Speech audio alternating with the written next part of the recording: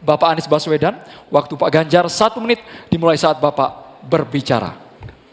Pak Anies, lagi rame kita mau tanya soal bansos.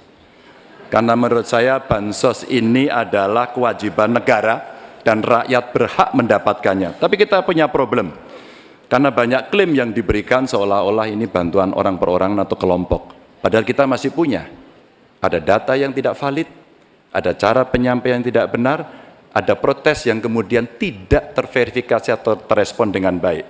Ini yang menjadi pertanyaan saya kepada Pak Anies adalah, menurut Pak Anies kira-kira, bagaimana tata kelola bansos agar 1, tidak saling klaim, 2, bisa tepat sasaran, 3, tidak menimbulkan kecemburuan-kecemburuan, sehingga inilah satu harapan yang betul-betul bisa diterima oleh rakyat. Silakan. Masih ada waktu Bapak? Cukup. Kami persilakan calon presiden nomor urut 1, Bapak Anies Baswedan, menjawab pertanyaan yang disampaikan oleh calon presiden nomor urut 3, Bapak Ganjar Pranowo. Waktu Bapak Anies 2 menit dimulai saat Bapak berbicara.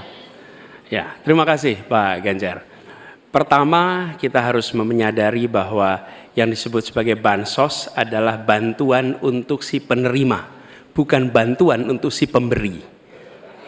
Karenanya, dia diberikan sesuai dengan kebutuhan si penerima.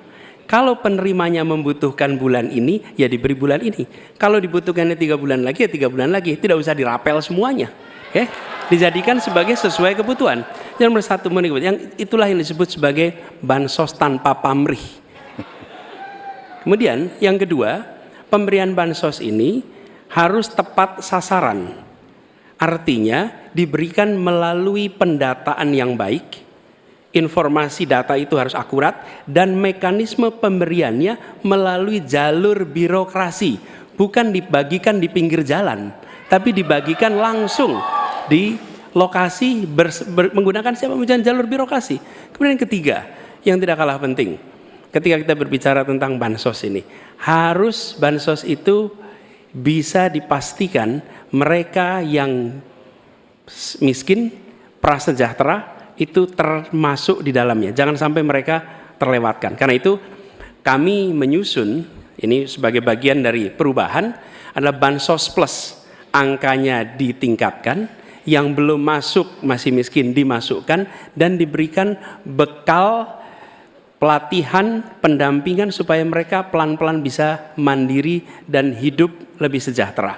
Jadi kami melihat ketika sampai kepada bansos, bansos ini adalah atas nama negara. Ketika saya bertugas di Jakarta, semua paket bansos di kerdusnya diberikan label dibiayai APBD DKI Jakarta, bukan dari gubernur, dari uang rakyat lewat APBD DKI Jakarta. Jelas posisinya. Selanjutnya kami mohon kepada calon presiden nomor 3, Bapak Ganjar Pranowo, menanggapi jawaban calon presiden nomor 1, Bapak Anies Baswedan. Waktu Bapak 1 menit dimulai saat Bapak berbicara. Terima kasih. Ya, kali ini pasti setuju dong. Karena proses logic thinkingnya adalah datanya diperbaiki. Ini yang pernah kita lakukan, dan ketika kawan-kawan KD sudah bersusah payah diberikan ke atas, balik lagi pada data yang sama. Seolah-olah kita abai pada soal data ini, sehingga betul-betul bansos yang diberikan, yang rencananya tadi menurunkan kemiskinan, mengurangi gap, menurunkan kemiskinan oke ternyata, tapi gap tidak. Berapapun besarnya, gapnya tetap tinggi. Ini menarik, dan kami punya data yang kita bisa baca, dan tentu saja ini penting. Memang paradigma bansos, sekali lagi, ini betul-betul hak rakyat. Tugas negara dan pemerintah adalah memastikan itu, bahwa ini adalah tepat sasaran dan tepat waktu. Tadi yang disampaikan betul. Dan kami berusul bantuannya ganti aja deh, bantuan kesra, karena tugas negara itu menciptakan keadilan sosial, bukan menciptakan bantuan sosial. Waktunya habis Bapak. Sekarang Bapak Anies Baswedan untuk langsung menanggapi jawaban dari Bapak Ganjar Pranowo. Waktu Bapak 1 menit dimulai saat Bapak berbicara. Mohon tenang hadirin sekalian.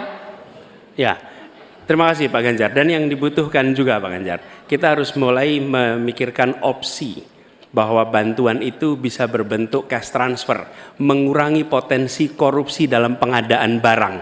Karena kita tahu pengadaan bantuan sosial itu pada satu sisi memang membantu, sisi lain ini memberikan usaha pada justru usaha-usaha raksasa, karena yang diisikan di situ adalah produk-produk dari perusahaan-perusahaan raksasa. Dan ini yang menurut saya harus koreksi. Bila bantuan itu diberikan langsung dalam bentuk cash, ini salah satu yang perlu kita pertimbangkan. Mereka langsung gunakan sesuai dengan kebutuhannya. Lalu yang soal data. Data ini sesungguhnya bisa dikerjakan bersama-sama. Kami pernah lakukan di situ, pasti sama nih Pak Anjar, berikan kepada RT, RW, mereka musyawarah mencocokkan siapa dalam daftar itu yang benar, siapa dalam daftar itu yang keliru. PKK, LMK, kemudian Karang Taruna, RT, RW, mereka bisa membantu. Datanya akurat, dananya dipakai sesuai kebutuhan. Makasih. Waktunya habis Bapak. Ya, untuk sesi selanjutnya kita berikan kesempatan Capres nomor urut 1 untuk bertanya ke Capres nomor urut 2. Kami persilakan Pak Anies untuk bertanya kepada Pak Prabowo. Waktunya 1 menit dimulai dari Anda berbicara.